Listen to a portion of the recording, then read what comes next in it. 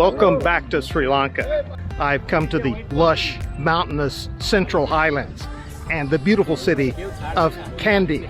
This is Sri Lanka's second largest city behind Colombo, but it's indisputably the country's most important city culturally and historically.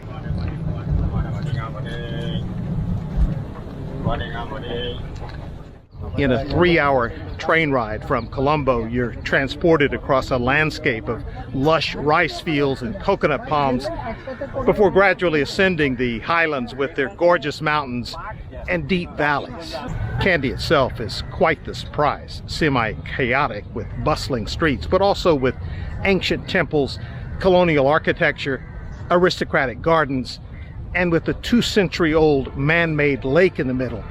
Kandy's cultural and historic importance in Sri Lanka is unparalleled because of its unique history as the capital of native kingdoms that ruled here for hundreds of years before and even after European colonizers arrived. The British may have imposed their political will, but they failed to impose Christianity, and neither were they able to stamp out a rich, centuries-old native culture rooted in Sri Lanka's particular brand of Buddhism. Part of what makes Kandy distinctively Sri Lankan.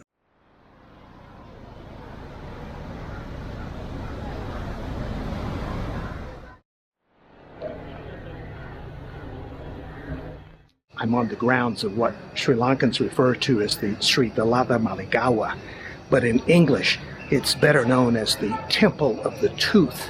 The temple is among the most revered in Buddhism, and pilgrims come here from all over the world to see the tooth, or at least to see the impressive shrine inside the temple that houses it. The word Sri, that's S-R-I, means resplendent in the Sinhalese language.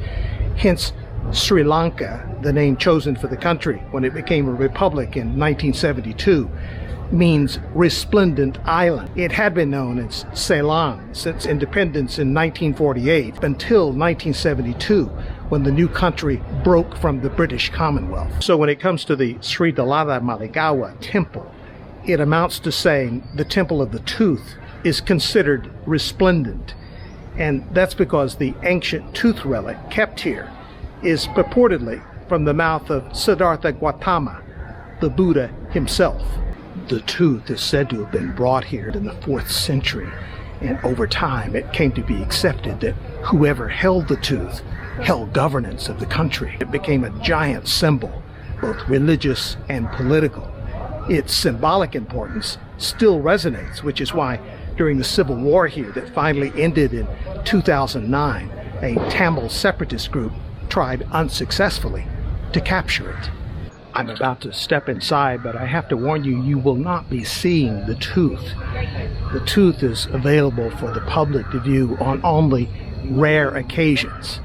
What you will see inside this temple is the very impressive shrine, which houses the small box containing the tooth, referred to as a casket.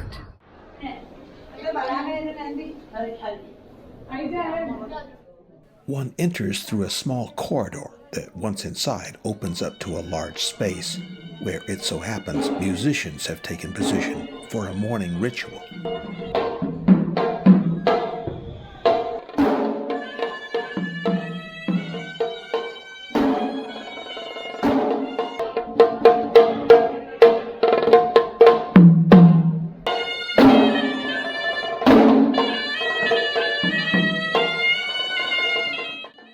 The Temple of the Tooth, the entrance to which you see here, is an inner sanctum within a larger temple.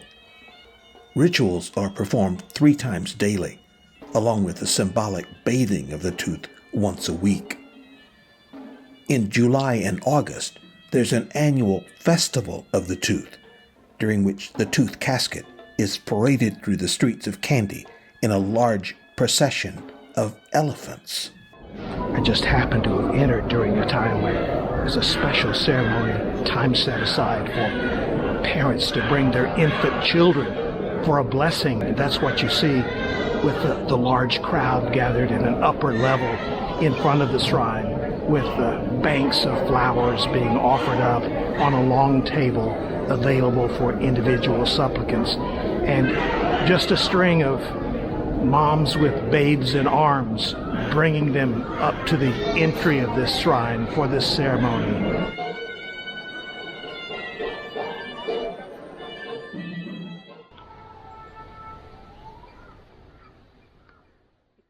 The temple is in the middle of the royal palace complex, strictly because during the many centuries of the Sinhalese kings, it was mandatory that the tooth be kept close to the king. The palace, of course, has been unoccupied since 1815, when the British conspired with Kandian chieftains to depose the last king. It was inside this very palace that the disloyal chieftains purportedly signed the documents that handed their kingdom over to Great Britain.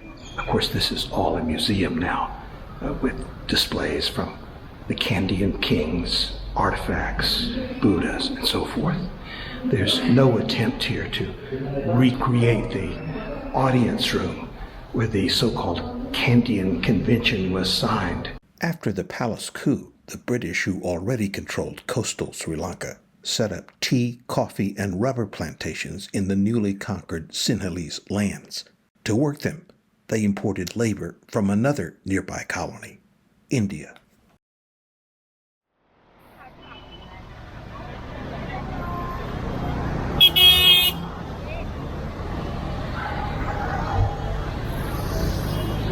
Well, it's about 2 o'clock in the afternoon here, which is, believe it or not, a real rush hour.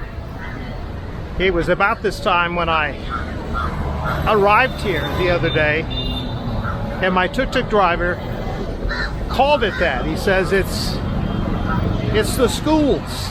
There are tons of uniformed school children, teenagers, middle school, high school age students in their finest white shorts and shirts, or in the case of the girls, dresses or skirts, and they're all over the streets here waiting to catch buses or to wait on a ride to go home. And so this time of day here lets you know when school's out. In case you're wondering, mass transportation here means buses, and you could jump on one of these buses and go anywhere in the city for just pennies practically. In fact, where I'm staying, which is well outside the city proper, it's still in Kandy, but it's on the other side of the river. And it's a distance from where I'm walking at the moment, but you can use the Pick Me app, which is sort of like a Grab app or a Uber app, and get a tuk-tuk for under 500 rupiah, which is about $1.65 US, or a car for a little more than that. So getting around here is not expensive. Speaking of the tuk-tuks,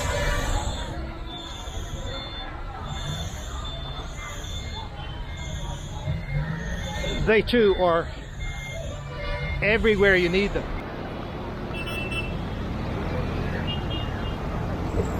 Well, I'm at a giant intersection at the Kandy Clock Tower.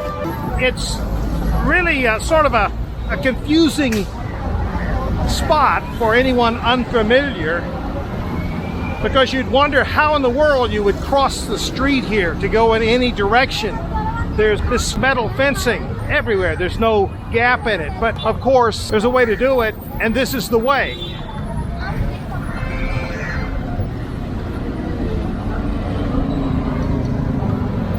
You follow the tunnel. You follow the tunnel under the street.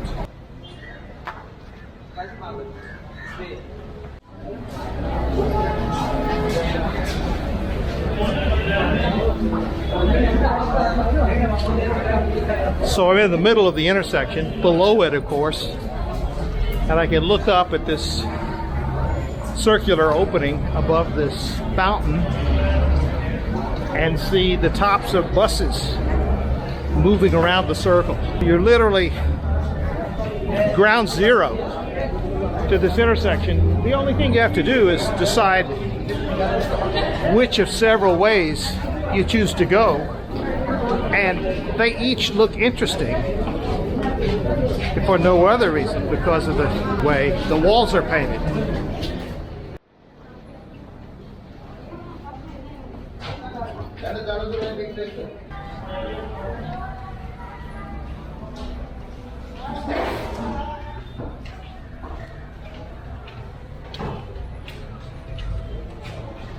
Well, the downtown portion of Kandy is a buzzing place, to say the least.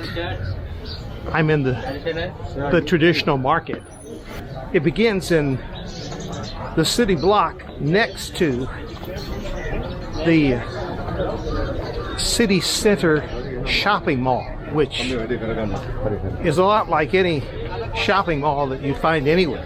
You walk just a little farther down and you have the contrast from the modern to the traditional, Sri Lanka, where people are selling their wares here and sometimes mugging for the camera.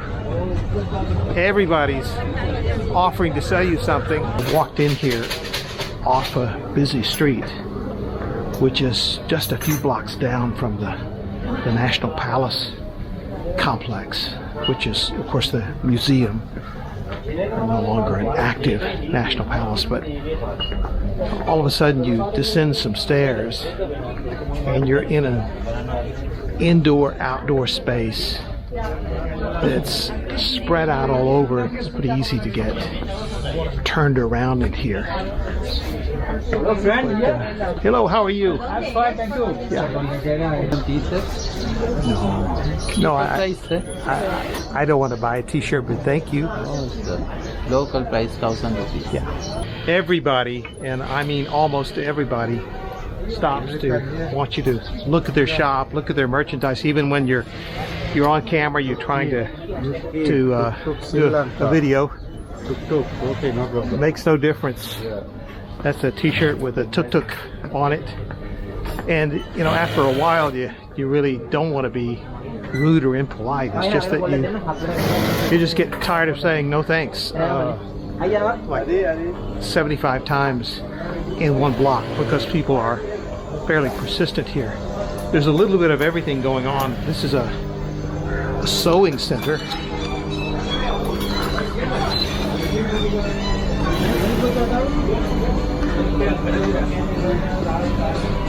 And as you can see, the people at the sewing machines are men.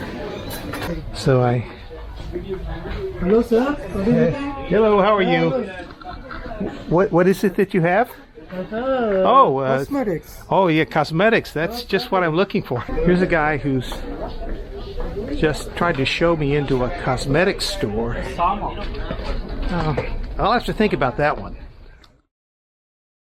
Traveling as I do, I don't know when I've ever had an experience like this one here at the La Linga homestay in Kandy.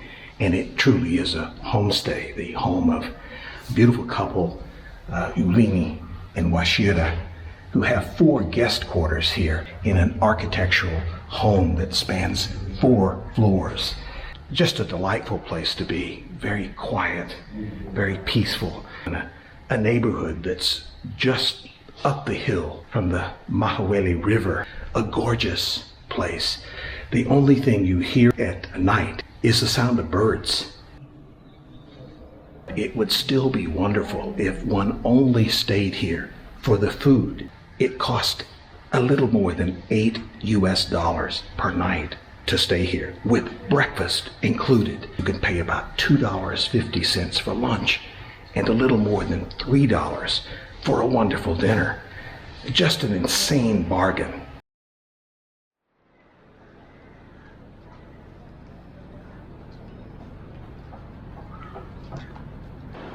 One of the special things about this city, besides its splendid setting, surrounded by high hills, is the lake that I'm walking around. This is Kandy Lake. It's man-made, and it was the project of one of the last kings of Kandy, who in 1807 had the idea of constructing it from what were once rice paddies at the foot of the royal palace grounds. The lake was built between 1810 and 1812. Unfortunately, the entire project did not get built before the British overthrew the kingdom. The distinctive wall around the lake that you see here was only about half done when the kingdom went kaput. This was intended to be more than just a wall. It was part of the king's vision to add to the lake's attractiveness by giving it an almost cloud-like appearance. And indeed, the wall itself is referred to as the cloud wall. You'll notice the wall has these triangular holes in it, and those two were for a purpose. They were used as places to light oil lamps on festival days. The building I've just entered was built by a Kandian king to have a place for the queen and his concubines to come and bathe with privacy in the lake. Of course, when the British took over, they had different ideas for the building. They added a floor and they turned the whole thing into a library.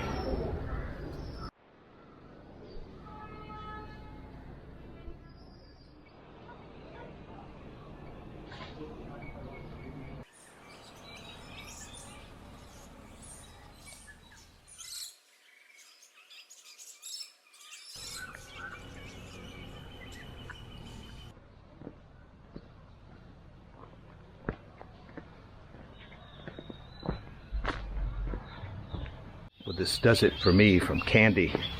You should know that the rain has erased a lot of my planned itinerary here, but I hope for better fortune at my next stop. Tomorrow I leave early for what many consider to be one of Sri Lanka's most beautiful hill towns. Hope to see you there.